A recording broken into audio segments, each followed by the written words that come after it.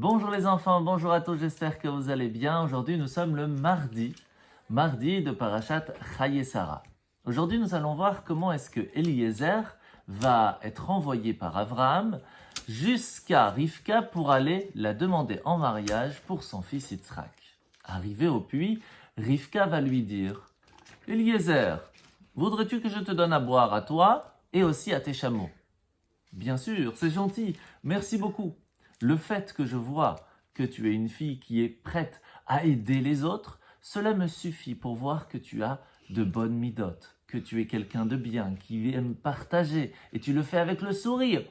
Cela mérite toutes les bénédictions. Et il va lui donner plein de bijoux en lui disant « Je voudrais qu'on aille voir ton papa et ton frère pour demander ta main à notre cher Yitzhak. » Alors que Eliezer s'approche de la maison, les chameaux de Eliezer, qui étaient en fait les chameaux de Avram et de Yitzhak, ne veulent pas rentrer dans la maison.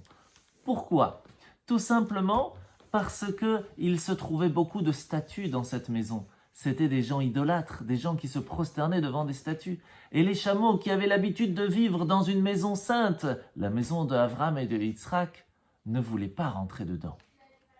Est-ce que cela est possible? Eh bien, en fait, nous allons vous raconter l'histoire de Rabbi Pinchas ben Yair. Un jour, Rabbi Pinchas ben Yair arrive en chemin avec ses animaux pour séjourner dans une auberge. Alors que les animaux sont dans l'écurie, ils ne veulent pas manger du foin. Alors, l'aubergiste est très embêté. Il va voir Rabbi Pinchas en lui disant « Que puis-je faire? Ils ne veulent pas manger. » Alors Rabbi Pinchas lui dit « Aurais-tu peut-être oublié de donner le maaser? Peut-être que ce foin que tu as gagné, tu devais donner 10% aux pauvres. Est-ce que tu l'as fait? Si tu ne l'as pas fait, mes animaux ne mangeront pas. Parce que ils sont avec moi. Ils vivent dans une maison qui est pure, qui est sainte, qui vivent avec Dieu et la Torah.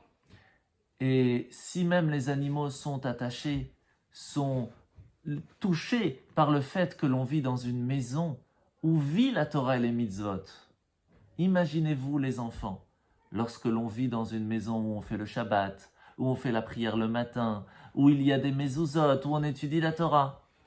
Eh bien, c'est toute la famille qui est touchée par cela.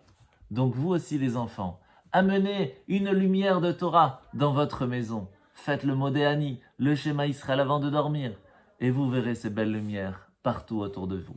Bonne journée!